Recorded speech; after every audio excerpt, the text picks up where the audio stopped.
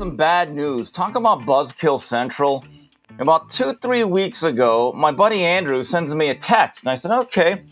And it was a link to a Variety story, that entertainment rag, that says, Wonder Years being canceled. And I couldn't believe it. Now, I'm talking about the new Wonder Years that starred E.J. Williams and Dule Williams. They did a great job, or Dule Hill, I believe is his name. This was a reboot of the original Wonder Years that starred Fred Savage and guys like Dan Lauria. And I came into the new series as someone that was a hardcore fanatic of the original, which ran from 1988 to 93, with a very skeptical eye. Because number one, a lot of these reboots or remakes simply are not that good, and they wokeify them, and they have this very, very anti-American, anti-patriotic message. And it's really rooted in a lot of, I would say, negativity. But can I tell you something? I absolutely loved the reboot of the Wonder Years, which is centered around a black family, the Williams family, in Montgomery, Alabama, in the turbulent 60s. I thought the show was funny. I loved the characters and the atmosphere and the mood. And look, we know that it was a tough time for a lot of people in that era, but they actually talked about the goodness of family, of having a structure, issue of integration and how people got along, the family dynamic. But it was also very pro-American, that, you know what, that the American experience that was lived through by different people wasn't always so bad. It always wasn't so hellish. In fact, there were a lot of good moments, and that there was a goodness to our country.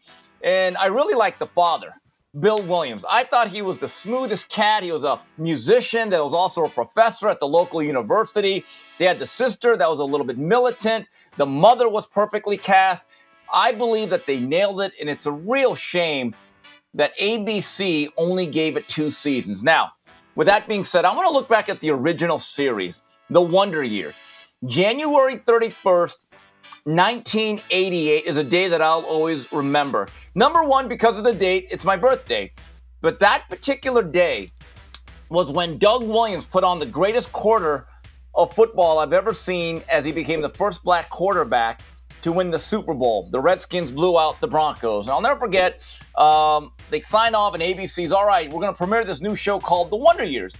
Looked kind of interesting, and I fell in love with that show, and I was hooked. And I can honestly say I've watched about every single episode multiple times. And who can forget when Winnie Cooper, when her brother died shortly after getting drafted into the Vietnam War.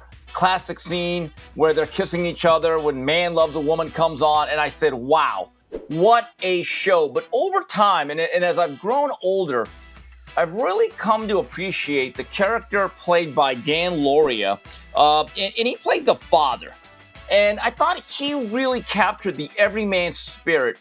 And I talked to a lot of teachers back then in Montebello High School who grew up in that era as much younger people, and they said, Steve, that's what it was like to grow up in the late 60s, early 70s. They captured it perfectly. And I still remember a lot of the things that happened during the show, lessons in life that kind of applied to yourself about growing up, the coming of age. I still remember when Kevin Arnold quit the hardware job that he had at that local shop to work at the mall, and how he had regrets.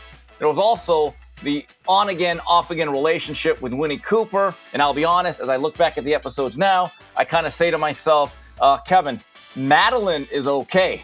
You have a good option there. Maybe you ought to go for little Maddie. I don't know how old she was. I mean, it was TV. But again, I thought the show was absolute perfection. And in many ways, the remake lived up to the legacy, and they did it proud. Again, I'm very upset that I will not be watching any more episodes of the new Wonder Years. So here's my approval ratings of the original Wonder Years, which again ran on ABC for about 5-6 years. And I really think it was perfect. Binge worthy, you know, even though I don't binge it, look, if you've never really seen it, I think you'll fall in love with it. I gave it a 25. The cast and the acting, got to give it a 25. And I look back at it now, Dan Lauria may be the greatest father in the history of television. Really, I know that's a lot to say. There's a lot of great fathers. I think he'd be my number one draft choice. Entertainment value, 25. The show actually evolved. It was very funny at times and incredibly poignant. So when you can be funny and poignant and entertaining, you get top-notch value. And storyline, like I said, from the people that I knew that grew up in that era, they say it nailed it. So to me, this was a Picasso. It was a Rembrandt. It was an absolute masterpiece. I give it 100, and I stick with it. So that's the latest of what Cosell is watching. If you enjoyed that video, be sure to hit the like button and subscribe so you never miss a moment of Fearless.